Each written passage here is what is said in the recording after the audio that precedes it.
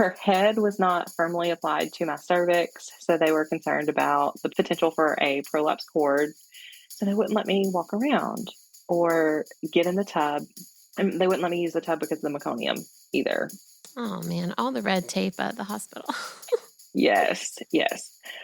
So I remember talking with the nurses and they said, "Yeah, we've been watching you on the monitor. Your contractions are really intense. They're close together, but you're just not dilating." Well, yeah, because you won't let me stand up. Oh yeah. We need that gravity.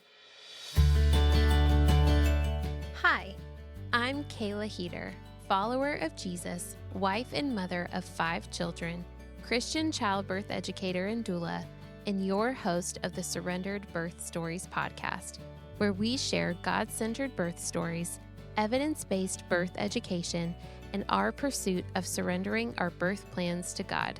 Let's get started.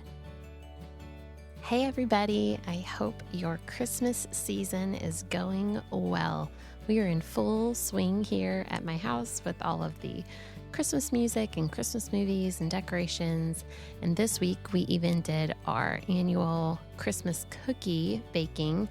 We always do a 2-day marathon, which sometimes we try to do it in one day, but it takes so long, of 10 different batches of cookies that we make. And we bake most of them, and then we freeze, some of the leftover dough in the freezer so we can just pop them into the oven at any point through the season. But I've always made a big display platter for my husband's coworkers at church. And I know that's something that a few of the staff members enjoy and look forward to because it's such a busy season for them with so much going on at the church in December and preparing for Christmas services and all sorts of things. So always hope to have, just a sweet treat for them in the midst of the season. And then we also make plates and pass them out to our neighbors. And my kids really love doing that. We'll put all the plates together and we'll put a variety of cookies on each plate and then write a little note. And then they love carrying the cookies over and knocking on the door and delivering them. So they have a blast with that. But I'm a little baked out for right now. So I'll probably bake some more, in the coming weeks. But between that and Thanksgiving the week before and, weekly bread and stuff like that, I'm like, whew, okay, I need a little bit of a break from all that. As we look forward into 2025, we are in search of some more awesome birth stories. So if you or anybody that you know has a birth story that you think would be a good fit for this podcast, I would love for you to click on the link in the episode show notes. It's right there at the bottom of the description. All you have to do is click on it and fill out a few simple highlights about your story, and it will send it straight to me and I'll be able to get in touch with you. So whether it's your story or whether you think somebody else would be great for that, you could send the link to them. But we are looking for more stories for 2025. So I really hope to hear back from some of you soon. It would be great to have more of you on the show. Now, let's get into this week's episode. It can be so incredibly difficult to understand God's timing. He can see and understand so much more than we'll ever be able to. And living in His will is truly the best place for us all. But will we trust Him in the waiting? Hear how Ashley and her husband had to do that as they patiently waited for God to give them their 2 babies, who were born over a decade apart. Welcome to another episode of Surrendered Birth Stories. I am your host, Kayla Heater, and I have Ashley with me today. So Ashley, take a second, introduce yourself, let us get to know you, tell us who you are so we know whose story we are listening to today. Yeah, my name is Ashley. My husband is Anthony. We have 2 kids, a daughter named Mary Beth and a son named Caleb. Mary Beth is 11 and Caleb is 13 months. So kind of a big age gap there, but it's wonderful. She loves being a big sister, and she's so excited to have her little brother. When we brought him home, the first thing she said was, I prayed for you for so long. Oh, that is so sweet. I mean, yeah, with that age gap, she's kinda like a little mama. Yeah, she's not terribly hands-on. She does say that he's the only baby she likes. So, and even before he was born, she's like, I'm not sure that I want to have kids someday. And then after he was born, she's like, I think I might. So Aw. it's so funny that she wanted a little brother or a sibling for so long. And then she's like, yeah, but I want other people to have babies. I don't want to have babies. Well, hopefully this experience has all shifted that a little bit. Yes. So when is his birthday? Because I have an almost 13-month-old. September 28th. Oh, close, close, close, close. Cool. Mine's October 9th, but Okay. cool. So tell us about your first pregnancy. What was the journey to that like? How did that all happen? So we had tried for a few years to get pregnant. Through that, we learned that I have PCOS. So we had a hard time conceiving, had lots of tests done. And then once we went to the fertility specialist, I got pregnant the first month. It Oh, was incredible. wow. Yeah, I was so shocked that it happened that quickly. But it was an incredible process. A lot of heartache leading up to that, but once that point got here, it was just amazing how just excited everybody was. And I'd say the first trimester is hard for me. Yeah. I ended up losing about 20 pounds that first trimester because I was so sick. Mm. But once the second trimester got here, it was just smooth sailing. So that was really nice. So what did they do in the fertility, like with the specialist so quickly? Like what were the interventions they did to help that worked that fast?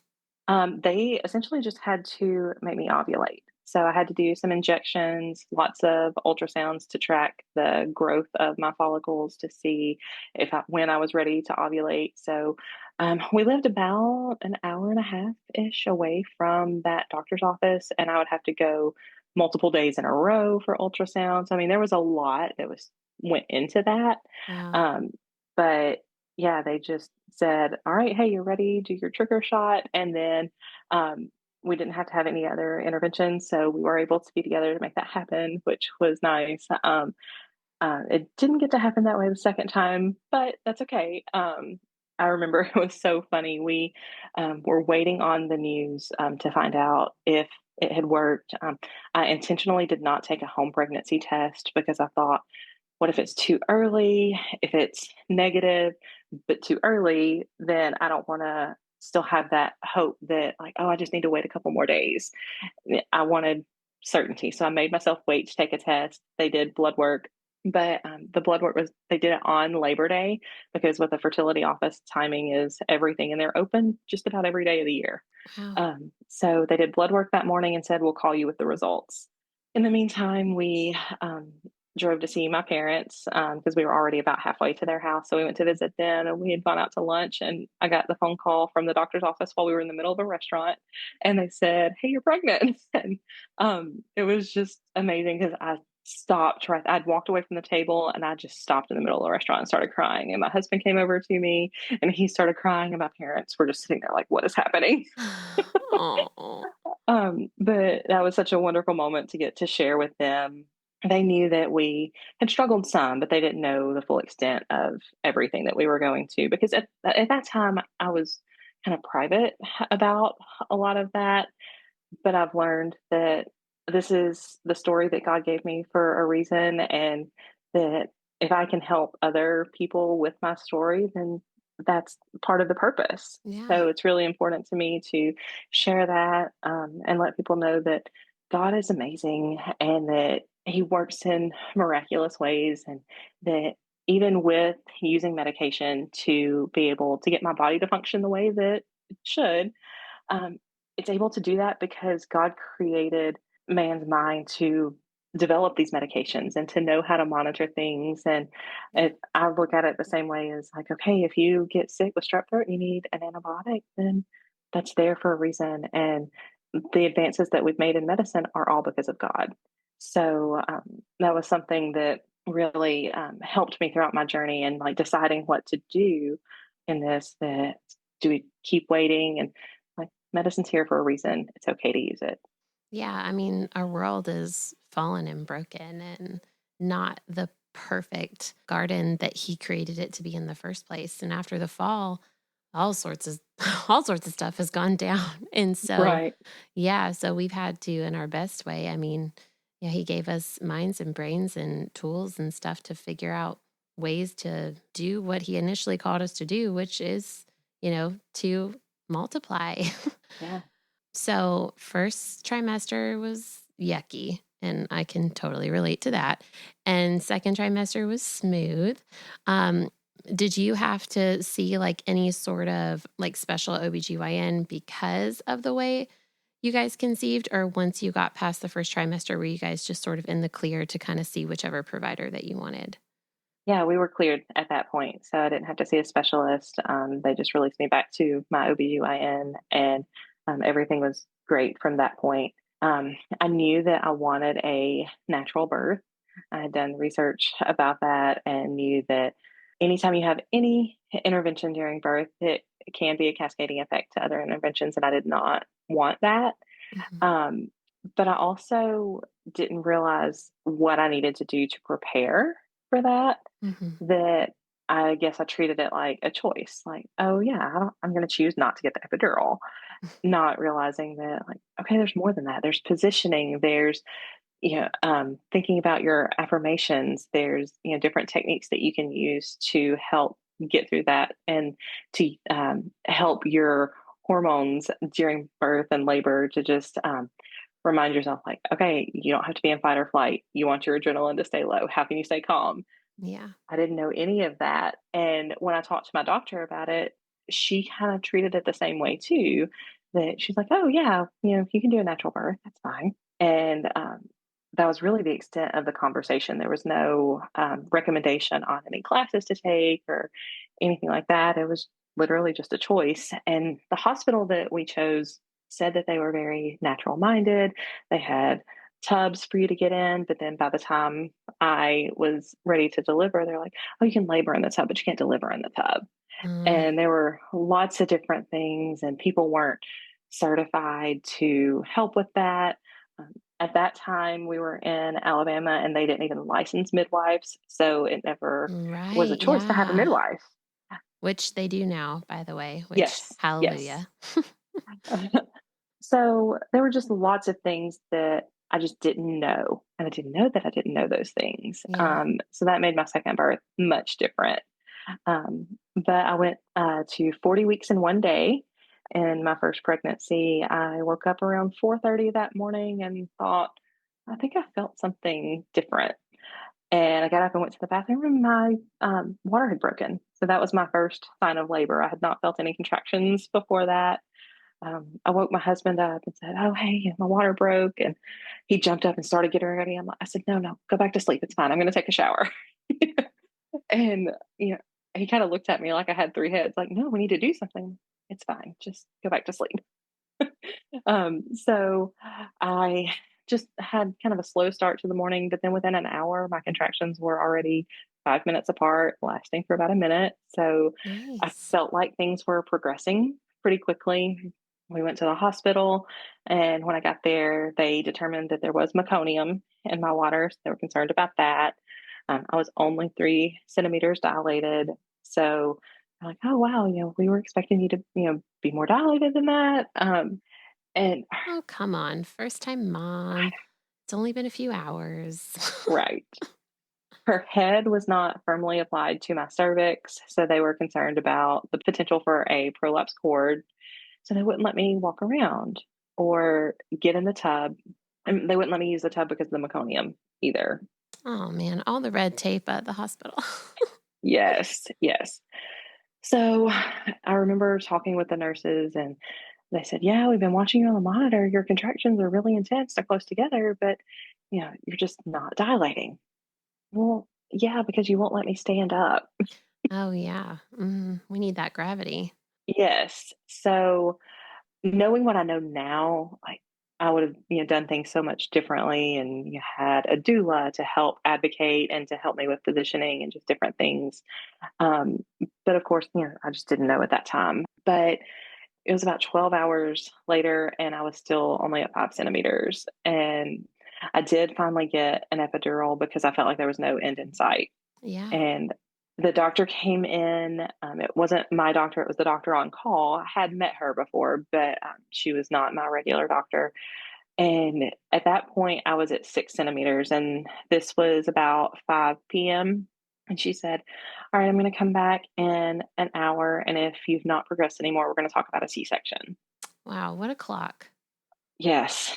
And I felt myself give up at that point. Like, I Yeah. remember that feeling of just like, I have failed. This was just too hard. It's not going how we wanted it to. And like, I resigned myself at that point that, like, okay, it's been 14 hours almost, and I'm only at, 6 centimeters.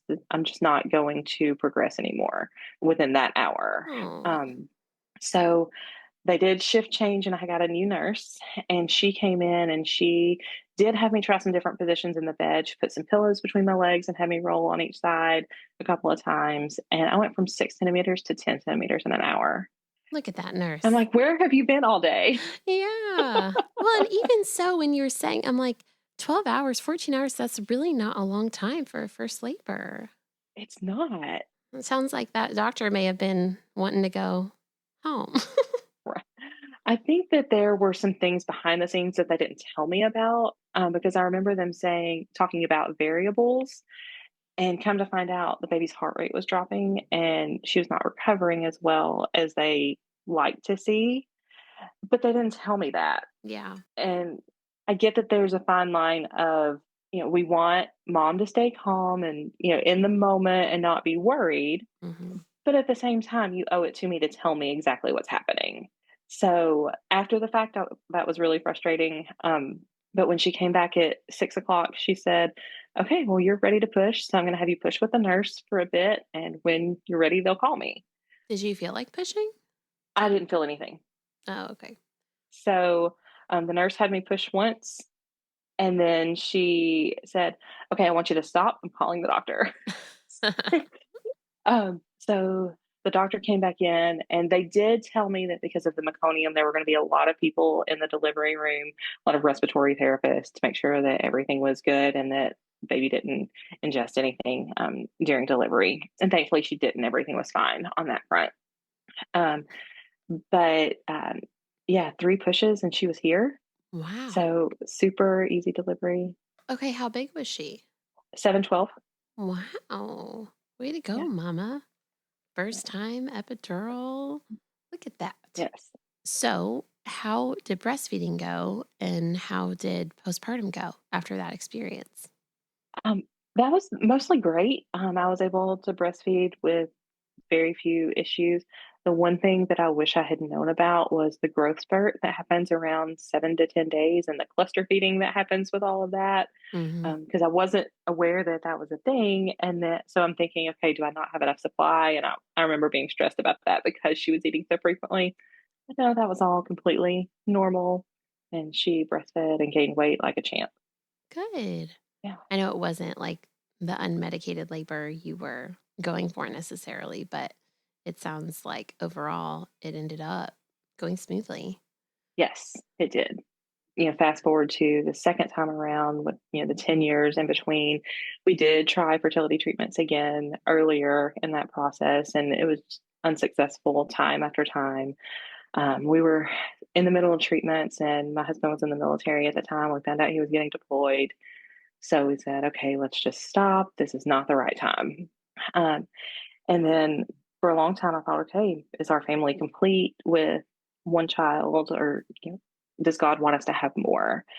And that was something that I wrestled with a good bit, and just trying to trust His timing on things. And then, my daughter was asking questions and wanting to know, okay, why don't I have a sibling? I'm not the only kid in my class that is an only child. And I remember one night I was laying with her in bed, and she had asked me about another baby. And I remember telling her that I had to take lots of shots to get her, that we had to have help from a doctor. So she was aware that there was a lot involved and that it wasn't easy for us. And she said, will you do shots and shots and shots again to have another baby? And just she wanted that so badly. Um, so after lots of prayers and just time spent with God, thinking about it and praying, we decided, okay, yes, let's try this one more time. So we saw a new doctor. In the meantime, we had moved to Kentucky, where they do or have midwives, and that's pretty common here. We saw the fertility specialist, and it took a while this go around. From the first time that we saw him until I got pregnant, it was about 2 years. Wow. Um, and that was something that was also disheartening. And this gap was, okay, I got pregnant the first time with the fertility specialist with my daughter, and that's not happening again. So it was hard to have those expectations and realize, okay, that's not the story this time. Yeah. Um, in the meantime, we're 10 years older.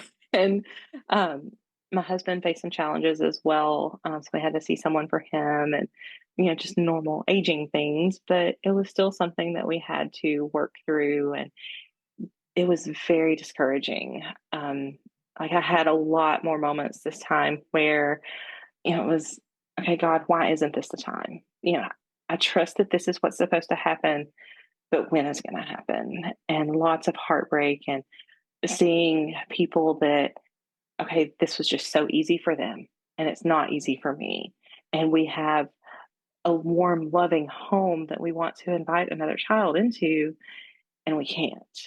And so, yeah, definitely, definitely a lot of time spent in prayer and in worship and asking God to heal my heart and to confirm that this is the story that He had for us. So it was a lot more pain in the story this time. Um, but as I said earlier, I know that God gave me that story for a reason and that He wants me to help other women with that story. And Yeah. I'm so thankful that He's given me the opportunity to do that and to walk with women and say, yeah, this really hurts. And it's hard to see people who have what you so desperately want and know that it's not time for you. Yeah. So there's not much you can say to help heal that. You can just walk with people through Yeah. that and let them know that it's okay. Like, I'm here. God hears your prayers, He hears your pain, and He is here with you too. Mm. I feel that on so many different levels, especially I have a lot of friends who have really struggled to get pregnant or to stay pregnant over the years. Some who have just sort of given up and just said, okay, maybe it's not meant to be. Others who have seek, every type of fertility treatment out there and IVF and everything. So it breaks my heart because I always feel like, as somebody personally who's never experienced that personally, I realize they probably don't want to hear anything that I have to say. And so I always just try to very tenderly, like, I'm crushed for you and I'm praying for you. But there's nothing I feel like I can say to necessarily encourage them through it because I haven't personally gone through it myself. Yeah, that was something that God is so gracious, and He allowed me the ability that even though I was hurting for myself, I could still be joyful for other people. And there's a concept that I've heard that a compliment one is not an offense to another. So I can be happy for you. I can share in your joy. And like in the midst of this, there were times that like people from church would have babies and I would take them dinner and it may have been hard to be around babies, but it's not their fault. I want them to enjoy that moment. This is their life. Just because that's where they are in their story and that's what God has for them doesn't mean that my pain is not real too. Yeah. And I was able to separate that in a way that I can be happy for you while also being sad for me. Yeah. And I think that's something too that God has taught me through all of this is that we all are at different places in our lives. And my story is not your story. And you see the kids that come into broken homes. And I've said this to God several times that why do they deserve a baby and I don't? But it's not about what any of us deserve. It's about that God has a plan for that person and that baby, and they were born at the right time, just like in Esther, such a time as this, Hmm. that you're just resting in that, that God's timing is not my timing. And that is amazing and beautiful and perfect because if I got what I wanted when I wanted it, I would not have the life that I have. And I would not learn what He has for me, that He is sovereign and He has developed this plan for each of us. And I have to trust that His plan is good because He is good. And I know that He wants what's best for us, just like what I want what's best for my kids. And I know that sometimes that means that they have to deal with difficult things Hmm. in order to get to the part that is best. That if I just hand them what they want the minute that they want it, they're not going to learn. They're not going to recognize, the importance of trusting God and of Right. relying on Him. So it's amazing to me how much being a mother has shifted my perspective on my relationship with God. And yeah, I love the parallels between our relationship with Him and the parent-child relationship because it's so fun to see all of that development and how my eyes have been opened that I'll have a moment with my kids and then it's, oh, hey, that's what God's been trying to teach me. Hmm. So I love that connection. Yeah, me too. I feel like maybe a small way that I can kind of relate to what you're talking about is in my pregnancies, I get so incredibly ill. It sounds dramatic, but I feel like I'm dying. Especially, I remember my third pregnancy, like I felt like this is what death feels like. This must be what it feels like right before you meet the Lord. Like I had like body ache and chills, and I couldn't stop throwing up, and I couldn't eat anything. And just like I couldn't move. And if I move, I'm only moving to throw up, and that's it.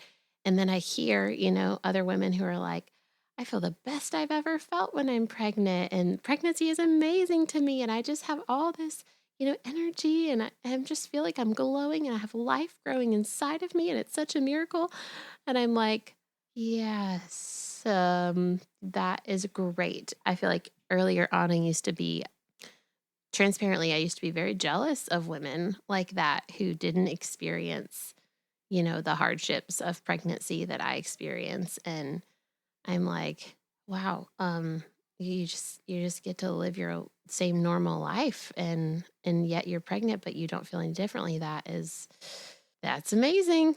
um, but now I really am. I really do. Like when somebody tells me that they didn't throw up at all, or they didn't feel sick at all, or that they had lots of energy, or they felt better when they were pregnant, like all that, I really am able to be like, I love that for you. And that's great because it also encourages me and gives me hope that like maybe that could happen, one day, or encourages other people and other women to know that not every woman gets incredibly ill when they're pregnant. Not every woman experiences like the intense nausea and vomiting and all that. So, um, okay, so it's been a decade or more. What ended up working, I guess? What ended up being the thing that worked for getting pregnant with your son? This time we did have to do IUI, which is intrauterine insemination. Um, Can you explain to people what that is real quick, just in case people don't know? I feel like a lot of people are yeah. familiar with IVF, but not as much with IUI. So they still had to make me ovulate. They still tracked it. They did use a different medication this time. It was an oral medication, not an injectable. So they didn't have to monitor me quite as closely because with the injection, there were more side effects that they had to pay attention for. So not quite as many trips to the doctor while waiting for me to ovulate. Um, and then once I was ready, my husband and I both had to go to the office and um, he had to make his deposit. And then they were very particular about, okay, make sure this is his name, verifying all of the identity on Mhm. there. Um, and then they had to insert that, and I had to hang out there in the stirrups for about 20 minutes to let everything set and then wait and do the 2 week wait Yeah. at that point. Thanks for explaining that because some Yeah. people are like, "What's the difference? I thought it was the same thing." So, Yeah. So, it's, a step further than what we had to do the first time, but it's not as invasive as IVF. Um, right. and there again, we were in the doctor's office on Christmas Eve. um, Oh, and there was a huge snowstorm. We had to leave home super early to get there just because of how terrible the roads were. There was ice. It was crazy. But it's one of those things that timing is important. You have to do it. yeah. um, so thankfully, everything worked out. The morning that I found out I was pregnant, I did not sleep well that night at all, and I got up around 2 o'clock in the morning, and I thought, okay, I'm going to go ahead and test because I can't sleep. And it was a very faint line, but I was like, is that really it? Am I seeing things? So I never could go back to bed. And finally, at 5 o'clock, I went to the pharmacy to get a digital test. And then I came home and I took that. Just this office did it differently than my last office with the blood work. They wanted you to test at home. So I took that and the digital test confirmed it. So I, of course, started crying, wake my husband up, and he starts crying. My daughter woke up because she could hear us and she's like, what's going on? So I had had a shirt made for her about 2 years before this that said only child and it was crossed out. And then it said big sister. So Oh, I was able to give that to her and she worked to school that day. And it was just perfect. I knew that I could not keep anything a secret from her because she had been asking for this for so long and she would ask for updates because she knew we were going to the doctor. yeah. Um, so I thought there's no way I can keep this a secret from her. She's been praying for this too, so she deserves to know as soon as we know. Oh, So it was just a wonderful morning. None of us could go back to sleep after that, of course. So we just got up and started our day a little earlier than normal. And she was so sweet throughout my whole pregnancy. There was one morning that I did get sick and I didn't quite make it all the way into the bathroom. And so I cleaned all of that up, and she was keeping tabs on how much I was getting sick. And she would ask me, she's like, did you get sick this morning? I said, yeah, I did, but I cleaned it up. And she said, you should have woken me up. I would have cleaned that up for you. And oh, I said, I can't ask you to do that. And she said, you would do it for me if I were sick. Like, you oh. are the sweetest kid ever. That is so sweet. Wow. Yeah, You know your kid loves you when she's willing to clean up your throw up. exactly. Exactly. Um, and I remember during the pregnancy, I started having lots of feelings about, you know, there's such a big age gap. How is that going to change my relationship with her once the baby's born? You know, how is she going to feel about the baby? Like, just all of these doubts started creeping in about, did we really do the right thing? And being so nervous about that, I just felt those reassurances from God that, remember, this is my timing, this is my plan. And everything has been amazing. I have absolutely loved seeing her become a big sister and just how much she loves her little brother. It's so sweet. Mm. So this go around, I saw a midwife instead of an OB, and that made a huge difference in my labor and delivery. I debated about doing a home birth, but I had heard from people who have had them that in the event of a transfer, hospitals aren't terribly nice to people who choose a home birth and then have to be transferred, which is really disappointing. Yeah. Um, Depending on who you get, that can be very true. yeah, yes.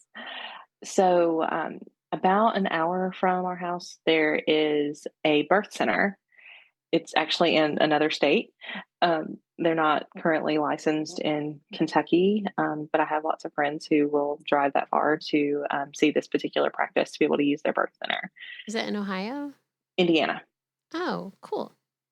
So I absolutely loved all the midwives there. They were so kind. I was concerned about, okay, are they going to treat me differently because of my age? Do I have to jump through more hoops? Because I was 37 at the time. But they were like, oh, no, no big deal. Everything's fine. So that was nice to have that reassurance that they were not concerned at all about any of the things that I feel like an OB would have been concerned with. Yeah. So it's nice to be treated as a person and not a statistic. Mhm. Amen, girl. So they do require that you go through a 6 week natural birth course. But this time I also had done research on my own and just learned different things about acupressure and the different positions to use and spinning babies and um, just lots of different things. The mile circuit, for instance, just different stuff to do to try to change positions to help baby and let gravity um, do its thing. Yeah. So with this one, my labor was almost identical to my last one. Um, my water broke at 5 a.m., Wow. which again was my first sign of labor. I'd not had any contractions before that. Um, so I again woke up my husband and said, "Oh, by the way, we're having a baby today. 'Cause my water just broke." And I said, "But it's okay. I'm going to go back to bed this time."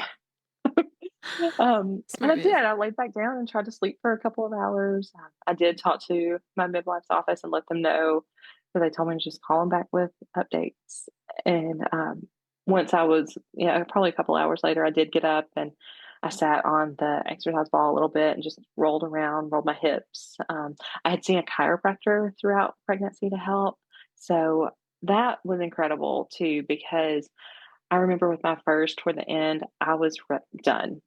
Like, I'm ready to get this baby out of here. Like, I'm so over being pregnant. But I didn't feel that this time. Like, my midwives would ask me how I was feeling. Perfect. I made it to 41 weeks in one day this time. Wow, so you were from further along and you felt really good. I Yes, tell people a chiropractor can make or break the end of your experience. absolutely. And I started seeing him around 17 weeks because I was having some sciatic pain, Mhm. and that went completely away. But he just kept things open, Yeah. which was incredible. And he has a bit of a prankster personality. And he would tell me toward the end of my pregnancy, he's like, "You are not allowed to go into labor in this office. Like, if your water breaks, we're putting you in a wheelchair and getting you out the door." It's not an emergency. It's fine if that happens. He's like, "No, I don't do that. I'm not that kind of doctor. Mm-mm, you are getting out of this office." So we laughed about that. Then when I was 39 weeks, I pretended that my water broke in his office. I spilled some in the floor and like waited for him to come out from a room, and he saw it and he froze. He's like, "I don't know what to do." It was so funny. Oh my gosh. We still laugh about that. I saw him this morning and he made a joke about it. Um, so yeah, I labored at home for longer this time because there was no need to rush. Not that I rushed last time because my contractions were super close together Right. at that point. Um, but we just took our time getting to the birth center. We got there around noon ish. The only time that they checked to see how far dilated I was when I got there, and they never checked again. Um, Nice. and I was at 5 centimeters at that point, Mhm. but they were just asking how I was feeling. And I remember my husband, he said, "I think she might be in transition now." And it was so funny because, like, I'm like, okay, he actually paid attention in the classes that we had to go to.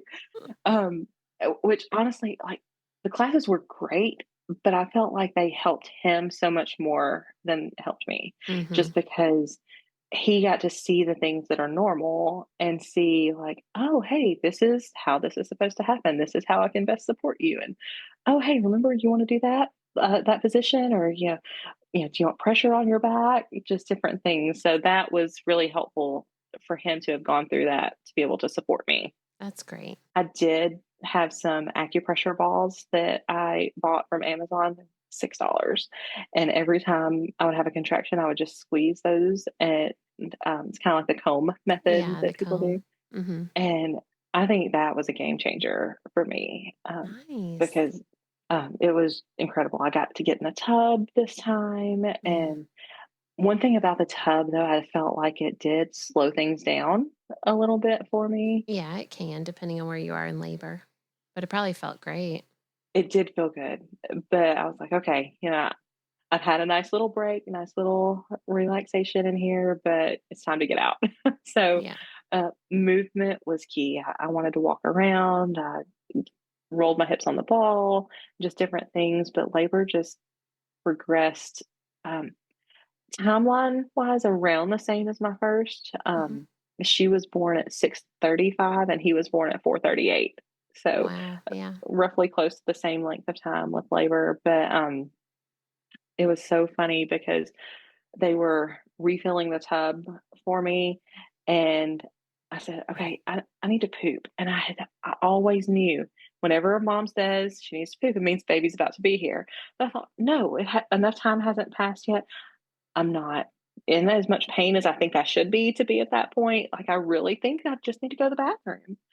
And um, they had a student midwife who was in there with me, and she's like, "Okay, you go ahead and sit there for a minute while I fill the tub, but I'm gonna call the other midwife." So, She knew what was up. she did. I did get back in the tub.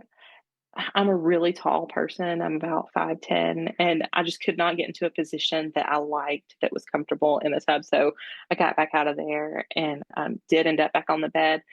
But it was the same story as before, just a few pushes, and he was here. Wow. And how Yeah. big was he? He was 9'12". Oh, in just a few pushes. Look at you. You're a good pusher. Yeah, I've always heard bigger babies are easier because of gravity, so maybe that helped, but yeah. I would say it all depends on the size of their head and the position that you're pushing in.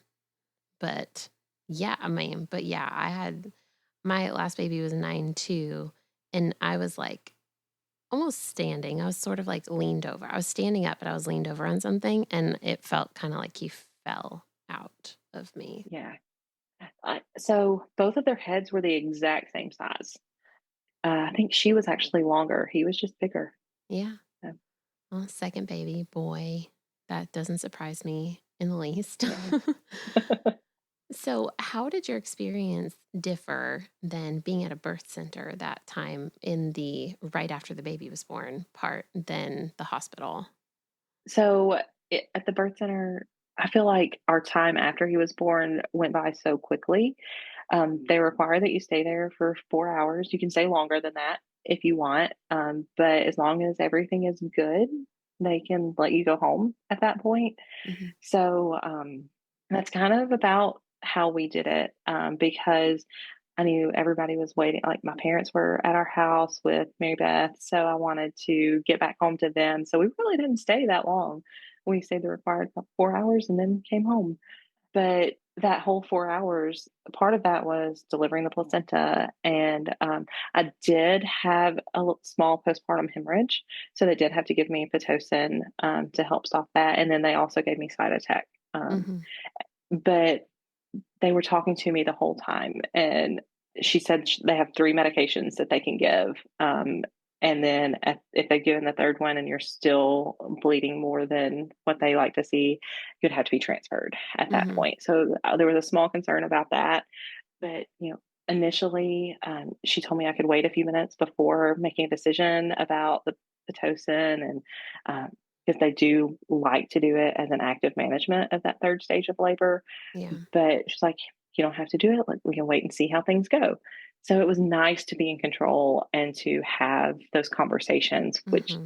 didn't happen in the hospital because Right. they just did things like at the end of my labor of that one, around the last 15 to 20 minutes, they did give me Pitocin and they didn't tell me that they were doing it. Oh, yeah. So that's just one of the things that made me so happy with the birth center is having those conversations and being informed and knowing that ultimately it was my choice to go ahead and do the Pitocin, and being able to like talk about, okay, well, what if we don't do it, and the risk of doing it versus not doing it, Right. and actually being informed.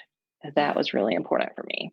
But yeah, once he was born, they have a queen size bed in each room, so it's not the hospital bed. So it was nice as a family. We just got to, cuddle there together and snuggle our sweet little baby, and just not have to constantly having people in and out of the room checking this and checking that. They made sure we were okay, and we just got to relax and enjoy our baby. Mm. I had two birth center babies, so I totally get that. Love a good birth center. Yes. So then how did your like breastfeeding postpartum experience go with him? also amazing. He just took to it like a champ. We didn't have any real issues there. Um, Postpartum was great. It was a different transition a little bit with him because I didn't have postpartum depression with him, but I do remember having some feelings that, okay, there's just a lot going on and making myself stop because I think it was the time of the year that, okay, during that postpartum time where we're coming up on the holiday season and things were just busier. Yeah. So I struggled some with that of trying to do everything and having to remind myself, you know what? I have a newborn. It is okay. We are not going all the places for holidays. We can say no. Mm-hmm. So, That's right. Well, yeah. that's good to admit that too. Yeah, had a November baby, and I can totally relate to that. Being like, well, this year we'll maybe go to church on Christmas Eve, and that's about the Right. extent of our holiday participation. So, do you have anything that you want to share as we close in terms of like maybe what God taught you through these experiences?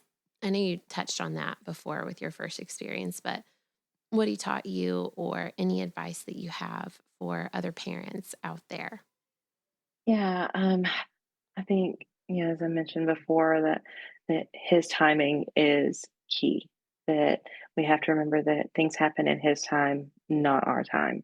And I remember before I got pregnant the second time, I was at church and one of the songs that was playing was Do It Again. And it's, I know you'll do it again. And just that resolve and that faith that I've seen you do it. You move mountains, Hmm. and I know you're going to do it again. And just remembering that He is in control and He is sovereign. And a beautiful part of that story is we sang that song. I remember it in January of 2022. I was not yet pregnant. I got pregnant in December of that year, but I had just had a negative test and was heartbroken and remembering, like, okay, God, I have this faith. I know I'm going to see you do this again. It really hurts right now. And there were tears streaming down my face during church. And then the first Sunday that we went back to church after he was born in October of 2023, we sang that song again. Oh, And I emailed the worship pastor. I was like, I have to tell you this story. um, but, just seeing God's promises fulfilled and, like, okay, I had the faith then that you would move the mountain and you have moved the mountain. And, you don't just do that in these instances, you do it every day throughout the rest of our lives. And just having that reminder of that faith to, just always rely on Him. And as I was preparing for today, I was talking to my husband and I asked him, hey, you know, what did you learn throughout that? And he kind of said the same thing that, you know, we can't rely on ourselves. We have to rely on God, that He is the one who sustains us. He has that power to move mountains. Just always remember that. mm. Thank you for sharing that story about church. Like, I mean, goosebumps when you said it, just like God was clearly speaking to you and showing to you, like, see, I did it. Like, you had the faith, and here it was. Well, thank you, Ashley. Thank you for sharing. I really appreciate you taking the time out of your day to do this. That means a lot to me. Yeah. Thank you so much. I love the ministry that you have and all the women that you help through sharing their stories and just connecting with other women to talk about that it's not just a birth story. It's God's story and Yeah. how He works in our lives. And it's just so beautiful. Thank you for what you do. Thank you so much for listening to today's episode. You can reach me at Surrendered Birth Services on Instagram or email me at contact@surrenderedbirthservices.com. Be sure not to miss an episode by hitting the follow button. Also, we'd love for you to leave a written review of the show so that more people's births and lives can be changed by the love of Jesus and the empowerment of accurate birth education. If you really enjoyed this episode in particular, please take a screenshot of it and post it to your Instagram story, tagging Surrendered Birth Services. If you would like to be a guest on the Surrendered Birth Stories podcast, please click the link in the episode show notes to fill out your interest form. Also, if you're interested in taking my childbirth classes, birth consultations, or having me as your birth doula, please click on the link in the show notes to take you to my website for online and in-person options.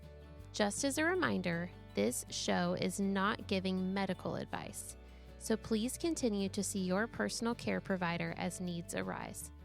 We hope you have a great week, and remember, learn all that you can, make the best plans, and then leave it in God's hands.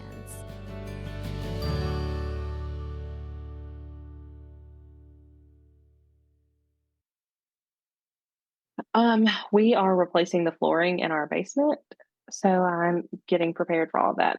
Oh, you're so lucky because you live up north, so you have a basement. Okay, so I'm from Ohio and then originally West Virginia, and we always had basements. Every house had a basement. That's just part of having a house is having a basement. Moving down to North Carolina, there are not basements here. And I didn't realize that. I remember like when I was in college and I came here, walking to someone's house, I was like, "Hey, cool, where's your basement?" And they were like, "What?" And I'm like opening all these random doors, like closet doors and bathroom doors. They're like, "We don't have like what?"